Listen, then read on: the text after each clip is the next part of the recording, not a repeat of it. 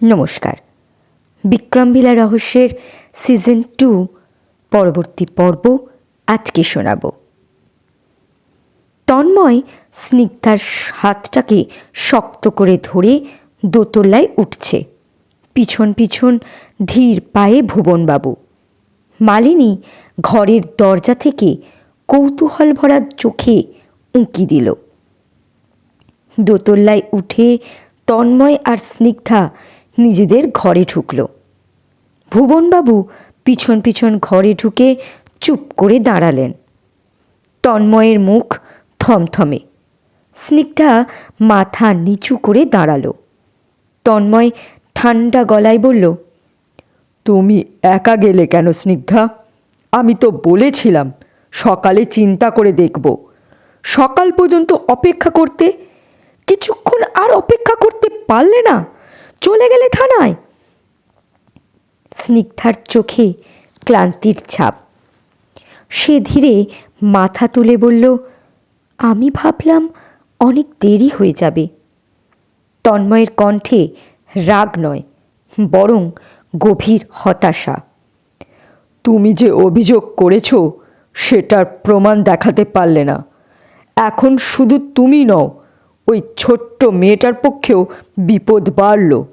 তুমি ওকে রক্ষা করতে চেয়েছ, সেটা আমি বুঝি, কিন্তু আজ যা হলো আমাদের বিশ্বাসযোগ্যতা একেবারে নষ্ট করে দিল। স্নিগ্ধা চুপচাপ শুনতে লাগলো। ভুবনবাবু স্নিগ্ধাকে ধীরে ধীরে বললেন, তন্ময় ঠিক বলছে মা। স্নিগ্ধা একটু চুপ করে থেকে বলল, এখন যা দেখে এলাম বুলির আচরণ বদলে গেছে। ও খিলখিল করে হাসছিল কাকু। আমার মনে হচ্ছে ওকে কোনোভাবে ভয় দেখিয়ে ওর মুখে হাসি ফোটানো হয়েছে। আর যেভাবে রিনিকে জড়িয়ে ধরেছিল ওটা মনে হয় ভালোবাসা থেকে নয়, আতঙ্ক থেকে। আমি নিশ্চিত ওকে কোনোভাবে ধমকে বা ভয় দেখিয়ে স্বাভাবিক থাকার নাটক করতে বাধ্য করা হয়েছে। ভুবনবাবু ধীরে ধীরে মাথা নেড়ে বললেন, রিনিরা তো জানে না তুমি থানায় গিয়েছিলে কিংবা ওদের নামে কোনো অভিযোগ জানিয়েছ। তারা জানে না তুমি পুলিশ নিয়ে আসবে। তাহলে তারা বুলিকে নাটক করতে বাধ্য করলো কখন? একটু থেমে কোমল গলায় যোগ করে বললেন, তোমার হয়তো বোঝার ভুলও হতে পারে মা। স্নিগ্ধা দৃঢ় গলায় বলল, না কাকু, আমি ঠিক। ওদের বাড়িতে কিছু একটা হচ্ছে, আমি সেটা বের করবই। তন্ময় এবার বিরক্তির স্বরে বলল, ওদের বাড়িতে যাই হোক না কেন তোমার লক্ষ্য দেওয়ার দরকার নেই। একবার মাথা ফাটিয়েছ, তাও তোমার ভয় নেই। স্নিগ্ধা তন্ময়ের দিকে তাকালো, চোখে এক রাশ কষ্ট আর তীব্র দৃঢ়তা। তুমি যদি আমার চোখ দিয়ে দেখতে, বুলির চোখের ভয়, পুতুলের সেই লাল দাগ, আঁকা ছবির ভেতরের যন্ত্রণাগুলো। তন্ময় এবার কিছুটা নরম হলো। খাটে বসে মাথা নিচু করে বলল, আমি ভয় পাচ্ছি স্নিগ্ধা, তোমার জন্য আর ওই ছোট্ট মেয়েটার জন্য। সে এবার স্নিগ্ধার দিকে তাকালো, চোখে ক্লান্তি। আজ প্রায় পুরো পাড়া জানলো তুমি কি একটা অভিযোগ এনেছো, যেটার কোনো প্রমাণ নেই। তুমি ভাবোইনি এর পরিণতি কি হতে পারে। স্নিগ্ধা ধীরে ধীরে এসে তার পাশে বসে বলল, ভেবেছিলাম পুলিশ প্রমাণ পাবে, বুলির শারীরিক পরীক্ষা হবে, কিন্তু। স্নিগ্ধার চোখ ছলছল করে উঠল। একটু থেমে বলল, যদি আমি কিছু না করি, যদি ওর কিছু হয়ে যায়, আমি নিজেকে কোনোদিন ক্ষমা করতে পারবো না। এদিকে নিচে রান্নাঘরের থেকে ট্রেতে করে চায়ের কাপ তুলে আনলো মালিনী। তারপর সিঁড়ির ধারে এসে একবার চারপাশে সতর্ক চোখে তাকালো। বাড়িটা যেন হঠাৎ করেই নির্জন হয়ে গেছে, কোথাও কেউ নেই। এই সুযোগে সে ধীরে ধীরে পা টিপে টিপে সিঁড়ি বেয়ে ওপরে উঠল। প্রতিটা ধাপে তার চোখে মুখে স্পষ্ট উত্তেজনা আর সাবধানতা। তন্ময়দের ঘরের কাছে পৌঁছে দরজার পাশের পর্দার আড়ালে নিঃশব্দে দাঁড়ালো। হাতে ট্রে, কিন্তু চোখ আর কান ঘরের ভেতরের দিকে টান টান। ঘরের ভেতরে তন্ময় এবার স্নিগ্ধার দিকে তাকিয়ে ধীরে ধীরে বলল, আমি তো তোমার পাশেই আছি স্নিগ্ধা, কিন্তু আর কিছুক্ষণ পরেই তো ভোর হয়ে যেত। তখন সবাই মিলে বসে ভাবা যেত, একটা সিদ্ধান্ত নেওয়া যেত। একা একা হুট করে চলে যাওয়াটা ঠিক হয়নি। ভুবনবাবু মাথা হেঁট করে বললেন, তন্ময় ঠিক বলেছে মা। তন্ময় একটু থেমে নরম গলায় স্নিগ্ধাকে বলল, আমি জানি তুমি যা করছো মন থেকে করছো, ভালোর জন্য করছো, কিন্তু তোমাকে এখন খুব সাবধানে চলতে হবে। তুমি একা নও, আমি আছি, কাকু আছে।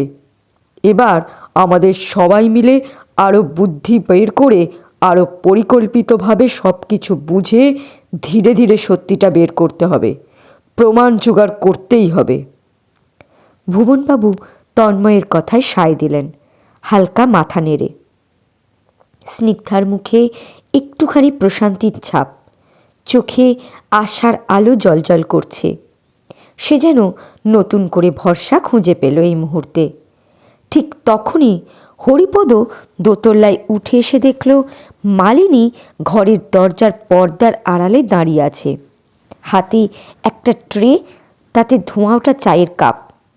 হরিপদ কিছুটা অবাক হয়ে বলল, চায়ের কাপ নিয়ে এখানে দাঁড়িয়ে আছো কেন মালিনী?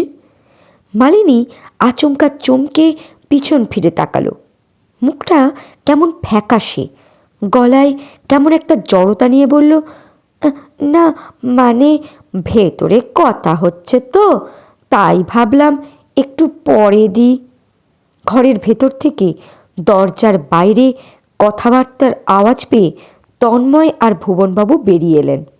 হরিপদ তাড়াতাড়ি বলল, মালিনী এসেছে চা দিতে।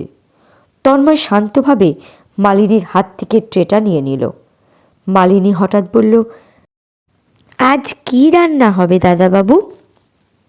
তন্ময় শান্ত গলায় বলল, যা সবজি আছে তার মধ্যেই যেটা সুবিধা হয় তাই রান্না করো।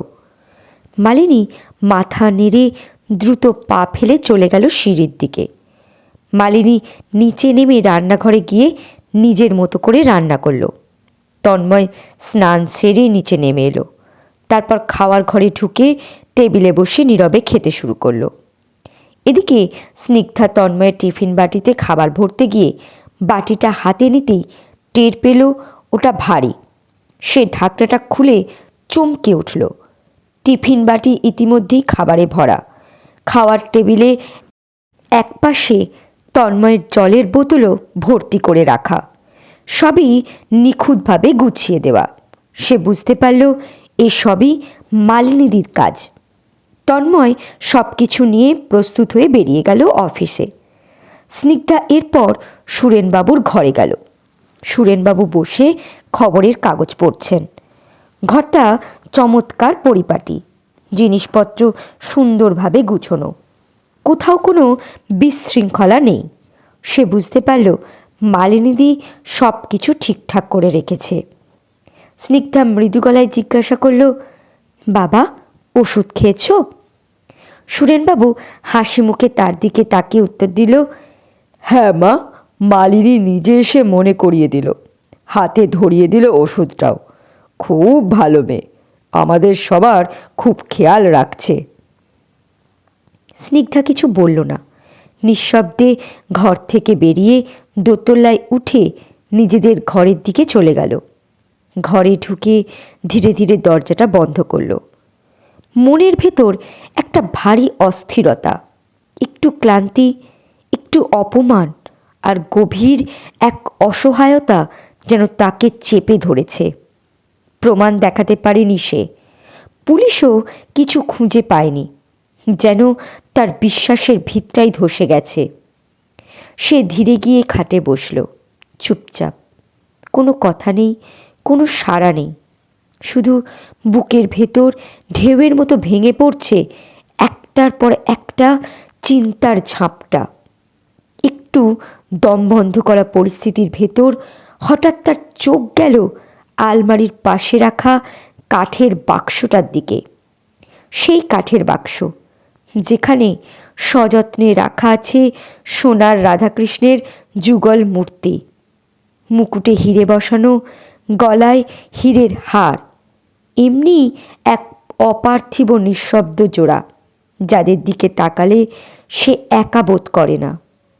স্নিগ্ধা যুগল মূর্তির প্রতি অদ্ভুত এক টান অনুভব করল। মনে হলো এই মুহূর্তে ওদেরই দরকার। এই নিঃসঙ্গতা, সংশয়, অন্ধকারের মধ্যে যেন ওর মনের ভাষা কেবল এই যুগল মূর্তি বুঝতে পারবে। এক ফোঁটা চোখের জল গড়িয়ে পড়ল গাল বেয়ে। স্নিগ্ধা সেটা না মুছেই ধীরে ধীরে এগোলো বাক্সটার দিকে। কোমরের কাড়ে রাখা ছোট্ট চাবির রিংটা বের করলো। হাতটা হালকা কাঁপছে। বাক্সের তালা খুলে ঢাকনা তুলল। ভেতরে শীতের পোশাক স্তরে স্তরে রাখা। মূর্তিটা যত্ন করে সেদিন এই জামা কাপড়ের তলায় রেখেছিল সে। ধীরে ধীরে একে একে কাপড় সরাতে লাগলো, সাবধানে, যত্নে। কিন্তু একের পর এক পোশাক সরে যাচ্ছে, আর মূর্তি কোথাও নেই। তার কপালে চিন্তার ভাঁজ স্পষ্ট হয়ে উঠল। সমস্ত জামা কাপড় সে একে একে তুলে ফেলল, কিন্তু কোথাও সেই মূর্তির ছায়াও নেই। তার চোখে এক রাশ অবিশ্বাস ভরে উঠল। না, এখানেই তো রেখেছিলাম, আমি তো নিজেই রেখেছিলাম। কণ্ঠস্বরে আতঙ্ক আর বিস্ময় মিশে এক অজানা সুরে কেঁপে উঠল। তার বুক ধক করে উঠল। একটা শীতল স্রোত যেন সারা শরীর বেয়ে নেমে গেল। মাথার ভেতর কেবল একটাই কথা বারবার ছায়ার মতো ঘুরপাক খেতে লাগলো। মূর্তিটা নেই, আমাদের সেই সোনার রাধাকৃষ্ণের যুগল মূর্তি নেই, সত্যিই নেই। যেন বিশ্বাস করতে পারছে না, কিন্তু চোখের সামনে সত্যি দাঁড়িয়ে আছে সেই শূন্যতা। স্নিগ্ধা বাক্সের ভেতরে শূন্যতা দেখেও যেন বিশ্বাস করতে পারছে না। একবার, দুবার, বারবার কাপড়গুলো উল্টে পাল্টে দেখল, কিন্তু না, সেই সোনার রাধাকৃষ্ণের যুগল মূর্তির কোনো চিহ্ন নেই। যেন বাতাসটা হঠাৎ ভারী হয়ে উঠল ঘরের মধ্যে। বুকের ভেতর অজানা ধকধকানি শুরু হলো। শুধু হতাশা নয়, এবার ভয়ও। চোখ চলে গেল বন্ধ দরজার দিকে। যদি হঠাৎ কেউ ঘরে ঢুকে পড়ে, যদি জানতে চায় কি হয়েছে, কিসের খোঁজ করছে সে, তখন কি বলবে সে? যদি পুরো বাড়ির লোকজন জানতে পারে এত মূল্যবান, এত স্মৃতিবাহিত মূর্তিটা আর নেই, তারা মানসিকভাবে কিভাবে নিতে পারবে এটা? এই মূর্তিটা শুধু সোনা বা হীরের একজোড়া রাধাকৃষ্ণ নয়, এর পিছনে জড়িয়ে আছে গভীর ভালোবাসা, পারিবারিক ইতিহাস আর এক অদৃশ্য বিশ্বাসের বন্ধন। স্নিগ্ধার শ্বশুরমশাই সুরেনবাবুর কাছে এই মূর্তিটা পায় তীর্থ সমান, পরম শ্রদ্ধা আর মমতার স্মারক। মূর্তির আগে সুরেনবাবুর দিদিমা মূর্তিটা তার হাতে তুলে দিয়ে বলেছিলেন, কাউকে কোনো অবস্থাতেই এই মূর্তিটা দিবি না, এই মূর্তির দিকে সবার নজর। আমি জানি এই মূর্তিকে তুই সামলে রাখতে পারবি। সুরেনবাবু সেই বিশ্বাস নিয়েই মূর্তিটা তুলে দিয়েছিলেন স্নিগ্ধার হাতে, কারণ তিনিও মনে করেছিলেন এই বিশ্বাস, এই দায়িত্ব স্নিগ্ধার হাতেই সবচেয়ে নিরাপদ। সেই কথা মনে পড়তেই বুকটা চেপে ধরল স্নিগ্ধার, কারণ যার হাতে মূর্তিটা তুলে দেওয়া হয়েছিল সেই স্নিগ্ধার কাছ থেকেই এটি হারিয়ে গেছে। এই বিশ্বাসভঙ্গ শুধু একটা মূল্যবান বস্তুর ক্ষতি নয়, বরং তা একটা আস্থার ভাঙন, এক অমোচনীয় ব্যথা। চোখের কোণে নীরব জল জমে উঠল। নিজেকেই যেন প্রশ্ন করল, আমি কি পারিনি রক্ষা করতে? কোথায় ভুল করলাম আমি? মনের ভেতর ছায়ার মতো ঘুরতে লাগলো অপরাধ বোধ, ভয় আর তীব্র এক দায়বোধের চাপ। স্নিগ্ধা ভাবতে লাগলো, অন্য কোথাও রেখেছি কি? না তো, স্পষ্ট মনে আছে এই বড় কাঠের বাক্সটার মধ্যেই রেখেছিলাম মূর্তিটা। তবু মন যেন মানতে চাইছে না। হঠাৎ সন্দেহ হলো, তবে কি ভুল দেখছি, ভুল মনে পড়ছে? এই ভেবে তড়িঘড়ি করে আলমারি খুলে খুঁজতে লাগলো, যদি সত্যি কোথাও সরিয়ে রেখে ভুলে গেছে সেই আশাতেই। আলমারির তাক, ড্রয়ার, ঘরের কোণা কোণা সব তন্ন তন্ন করে খুঁজতে লাগলো। বিছানার নিচে, ছোট বাক্সে, পুরনো ট্রাঙ্কে, যেখানে সম্ভব, যেখানে সম্ভাবনাও কম সেখানেও, কিন্তু কোথাও নেই সেই সোনার রাধাকৃষ্ণের যুগল মূর্তি। হঠাৎ মনে হলো, বাক্সের চাবিটা তো আমার কাছেই আছে, তাহলে বাক্সটা খুলল কিভাবে? কেউ তো চাবি চায়নি, সেও কাউকে দেয়নি। তাহলে একটা শীতল ভয় যেন বুকের মাঝখানে ঠান্ডা স্রোতের মতো নেমে এলো। তবে কি অন্য চাবিটা? এই বাক্সের তলায় আরেকটা চাবি আছে, যেটা সে নিজে লুকিয়ে রেখেছে গোপন ঘরের একটি নির্দিষ্ট জায়গায়। স্নিগ্ধা তাড়াতাড়ি গিয়ে সেই জায়গা থেকে চাবিটা বের করলো। না, চাবিটা ঠিক সেখানেই আছে, একদম যেখানে রেখেছিল। তাহলে বাক্সটা খুলল কে? কীভাবেই বা খুলল? তার মাথায় এবার তন্ময়ের কথা এলো।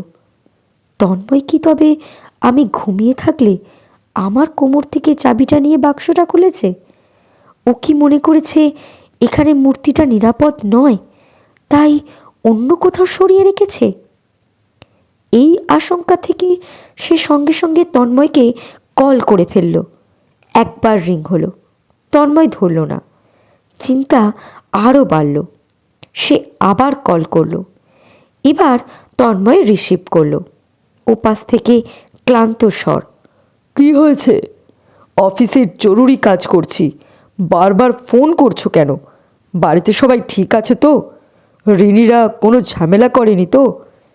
স্নিগ্ধা তার কথার উত্তর না দিয়ে ধীরে ধীরে বলল, তুমি কি চাবি নিয়ে আমাদের ঘরের বড় কাঠের বাক্সটা খুলেছিলে, যে বাক্সে রাধাকৃষ্ণের যুগল মূর্তিটা রেখেছিলাম?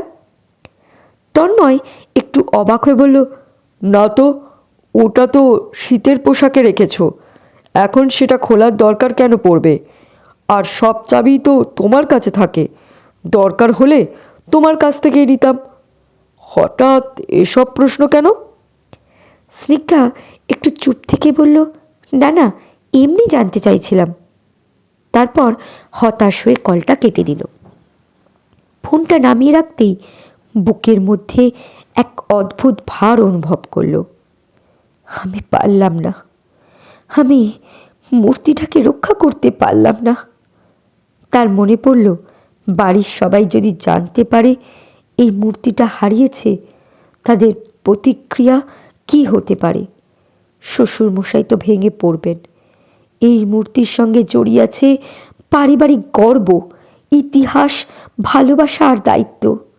যে দায়িত্ব তার হাতে তুলে দিয়েছিল, আজ সেটা সে রাখতেই পারল না। চোখের কোণ ভিজে উঠল। বুকের ভেতর জমে থাকা অনুশোচনার ভার যেন একটুখানি ভেঙে গড়িয়ে পড়ল চোখের জলে। কে নিতে পারে এই মূর্তিটা? স্নিগ্ধার মনে পড়ল, মালিনী ছাড়া তো বাইরের কেউ ঘরে আসেনি। তবে কি সে? কিন্তু চাবিটা নিল কিভাবে? আমি তো সবসময় কোমরের কাড়ে চাবিটা ঝুলিয়ে রাখি। তবে কি ঘুমিয়ে থাকাকালীন কখনো খুলে নিয়েছে? না না, এক্ষুনি সরাসরি সন্দেহ করা যাবে না। মাথা নিচু করে সে নিজেকেই মনে মনে বলল, বুলির বেলা আবেগের বশে যেটা করেছি, এবার আর সেটা করব না। এবার ধৈর্য ধরে ঠান্ডা মাথায় সব কিছুর প্রমাণ রাখতে হবে, যেন কেউ পালাতে না পারে সত্যি থেকে। এই ভাবনা মাথায় রেখেই স্নিগ্ধা ধীরে ধীরে ঘর থেকে বেরিয়ে এলো। সে সিঁড়ি দিয়ে নিচে নামলো। প্রথমে খাওয়ার ঘরে গেল। মালিনীকে দেখতে পেল না, রান্নাঘরেও নেই। কোথায় গেল মালিনী? স্নিগ্ধা এরপর একে একে বাবা, কাকু, হরিকাকার ঘরের দিকেও তাকিয়ে দেখল, সেখানেও নেই। তার বুক ধক করে উঠল। তবে কি মালিনীদি মূর্তিটা নিয়ে চলে গেছে? এই ভাবনা তাকে আরও বিচলিত করে তুলল। স্নিগ্ধা একটু জোরে ডাকল, হরিকাকা। হরিপদ দ্রুত তার কাছে এসে বলল, কি বলছো মা? আমি একটু বাইরে ছিলাম। স্নিগ্ধা জিজ্ঞাসা করল, মালিনীদি কোথায়? বাড়ি চলে গেছে কি? হরিপদ একটু ভেবে বলল, না, ও তো জামা কাপড় ধুয়ে ছাদে মেলতে গেছে। কিন্তু তোমার মুখটা এমন থমথমে লাগছে কেন মা? বুঝেছি, সকালের ঘটনাটা নিয়ে চিন্তায় আছো। ঠিক সেই মুহূর্তে স্নিগ্ধার পিছন থেকে চেনা কণ্ঠ ভেসে এলো, কি হয়েছে বৌদি, কিছু বলছো? স্নিগ্ধা ধীরে ধীরে পিছন ফিরে তাকালো। মালিনী ঠিক পিছনেই দাঁড়িয়ে, স্বাভাবিক মুখভঙ্গিতে। স্নিগ্ধা কিছুক্ষণ তার দিকে চুপচাপ তাকিয়ে রইল, চোখে জমে থাকা এক রাশ প্রশ্ন, কিন্তু মুখে একটিও শব্দ নেই। শুধু ধীরে ধীরে মাথা নাড়ল, না সূচক ভঙ্গিতে। তার মনে ঝড় তুলল একটাই প্রশ্ন, গতকাল আমি আর তন্ময় বাড়িতে ছিলাম না, সেই সুযোগে কি মালিনীদি দোতলায় উঠে আমাদের ঘরে ঢুকে পড়েছিল? হয়তো সে তখনই বড় বাক্সটা খুলে মূর্তিটা চুরি করে নিয়ে গেছে, তারপর সেটা হরিকাকার ঘরে কোথাও লুকিয়ে রেখেছে। রাতে সে হরিকাকার ঘরে ছিল, এবার থেকে ওই ঘরেই থাকবে। তাই ঘরটায় মূর্তিটা লুকিয়ে রাখা নিরাপদ তার কাছে। যদিও চাবিটা কখন নিয়েছিল, আবার কখন ফিরিয়ে দিল তার কোমরের কাড়ে, এই কাহিনী এখনও তার মাথায় ঢুকছে না। সে চুপচাপ ঘুরে সোজা পা বাড়ালো হরিপদের ঘরের দিকে। সে ঘরে ঢুকে ভালো করে চারপাশটা দেখতে লাগলো। বিছানার নিচে আলনা, টেবিল, জানলার পাশে রাখা পুরনো ট্রাঙ্ক সব একবার করে দেখে নিচ্ছে। মূর্তিটা এখানে যদি কোথাও মালিনী লুকিয়ে রেখে থাকে। তখনই পিছন থেকে ভেসে এলো মালিনীর কণ্ঠ, বৌদি, কিছু খুঁজছো? স্নিগ্ধা চমকে পিছন ফিরে তাকালো, তবে মুখে কিছু বলল না।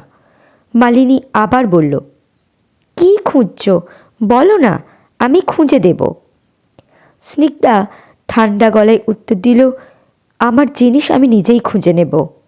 মালিনী সামান্য হেসে বলল, ঠিক আছে, এখনকার মতো আমার সব কাজ শেষ, আমি তাহলে বাড়ি যাচ্ছি, একটু পরে আবার আসব, কিছু কাপড় চোপড় আর দরকারি জিনিস আনতে হবে।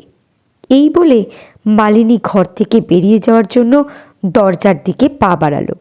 স্নিগ্ধার হঠাৎ মনে হলো, মালিনীদি শাড়ির তলায় লুকিয়ে নিয়ে যাচ্ছে না তো মূর্তিটা? সে ডাকলো, মালিনীদি। মালিনী পিছন ফিরে দাঁড়ালো। স্নিগ্ধার চোখ গিয়ে ঠেকল মালিনীর তল পেটের দিকে। শাড়ির ওপর দিয়ে কেমন ফোলা ফোলা লাগছে জায়গাটা, যেন কাপড়ের নিচে কিছু একটা আছে। ওখানেই কি মূর্তিটা গোঁজা? কিন্তু সোজাসুজি কিছু না বলে অভিযোগ তুলে দেওয়াটা ঠিক হবে না, তা সে এখন করতেও চায় না। হঠাৎ একটা চতুর কৌশল মাথায় এলো তার। স্নিগ্ধা হঠাৎ বলে উঠল, মালিনীদি, তোমার শাড়ির ভেতর পেটের কাছে একটা বোলতা। মালিনী চমকে উঠল, হুমাগো, কোথায়? এই বলে আতঙ্কে লাফিয়ে উঠল। তড়ি ঘড়ি আঁচল সরিয়ে পেটের কাছে হাত দিয়ে বোলতাটা খুঁজতে লাগলো। স্নিগ্ধার চোখ তীক্ষ্ণ হয়ে মালিনীর কোমরের চারপাশে ঘুরতে লাগলো। সে যাচাই করছে মূর্তিটা কি সত্যিই মালিনীদি গুঁজে রেখেছে। এক জায়গায় প্লাস্টিকের ভেতরে কিছু একটা উঁচু হয়ে দেখা যাচ্ছে। স্নিগ্ধা বুঝতে পারল ওটা সোনার রাধাকৃষ্ণের যুগল মূর্তি হওয়ার সম্ভাবনা নেই। মূর্তিটা এর চেয়ে অনেক বড়। হয়তো এটাই হরিকাকা যে মোবাইলটার কথা বলছিল, সেই মোবাইলটা। আরেক জায়গায় গুটানো কিছু আছে, কিন্তু দেখা যাচ্ছে না। তবে আন্দাজ করল ওটা মালিনীদের নেশার গুলের টিনের কৌটো, যা সে আগে একদিন দেখেছিল। মালিনী আতঙ্কের সাথে বলল, কোথায় গেল বোলতাটা? দেখতে পাচ্ছি না তো, কামড়ালে জ্বালা করবে প্রচণ্ড। স্নিগ্ধা ঠান্ডা গলায় বলল, ওই জানালার দিকে উড়ে গেছে। মালিনী জানালার দিকে তাকালো। হঠাৎ স্নিগ্ধা সরাসরি প্রশ্ন করল, কোমরে কি গুঁজেছ মালিনীদি? মালিনীর মুখ ফ্যাকাশে হয়ে গেল। কিছু বলতে না পেরে গলায় কাঁপড় নিয়ে আঁচল দিয়ে ঢেকে দিয়ে বলল, কিছু না। স্নিগ্ধা কিছু বলল না। মালিনী একটু চুপ থেকে কোমর থেকে প্লাস্টিকের প্যাকেটটা বের করলো। প্যাকেটের ভেতর থেকে সে একটি পুরনো টেপা মোবাইল বের করে দেখালো। তারপর বলল, এই মোবাইলটা দোকানে কাজ করার সময় কিনেছিলাম, দরকার পড়লে কাজে লাগানোর জন্য কাছে রাখি। এবার একটু ইতস্তত করে কোমরে গুটোনো জিনিসটা বের করে বলল, আর এটা গুলের কৌটো, তুমি তো আগে দেখেছ বৌদি। তারপর তাড়াহুড়ো করে বলল, আমি এক্ষুনি বাড়ি থেকে জিনিসপত্র আনতে যাচ্ছি। এই বলে মালিনী মোবাইল আর গুলের কৌটো আবার কোমরে গুঁজে ঘর থেকে বেরিয়ে গেল। স্নিগ্ধাও কিছু না বলে তার পিছনে পিছনে গিয়ে দেখল মালিনী হাতে কিছু না নিয়ে বাড়ি থেকে বেরিয়ে যাচ্ছে। স্নিগ্ধা দরজার পাশে দাঁড়িয়ে কিছুক্ষণ ভাবল, তবে কি আমার সন্দেহ ভুল? আগে যদি মালিনীদি সত্যি মূর্তিটা চুরি করে নিজের বাড়িতে নিয়ে গিয়ে রাখে, তাহলে তো সে আর এখানে কাজে আসতো না। কাজ ছেড়ে দিলেই তো আমাদের সন্দেহ আরও গাঢ় হতো। আবার এটাও হতে পারে সন্দেহের চোখে পড়বে ভেবে ইচ্ছে করেই সে কাজ চালিয়ে যাচ্ছে, যেন স্বাভাবিক মনে হয়। আরেকটা সম্ভাবনা, হয়তো মূর্তিটা এখনও এই বাড়িতেই কোথাও লুকিয়ে রেখেছে, সুযোগ পেলেই নিয়ে যাবে।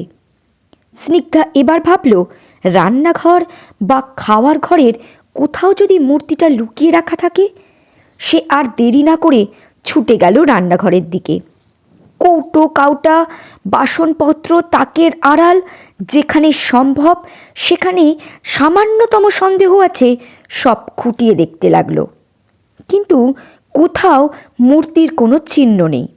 এরপর একে একে খুঁজে দেখল খাওয়ার ঘর, হরিকাকার ঘর, সিঁড়ির ঘর, বারান্দা, ভুবনবাবুর ঘরও। ভুবনবাবু বাড়িতে নেই। সেই সুযোগে ঘরের প্রতিটা কোণ খুঁটিয়ে দেখল স্নিগ্ধা। তারপর গেল সুরেনবাবুর ঘরে।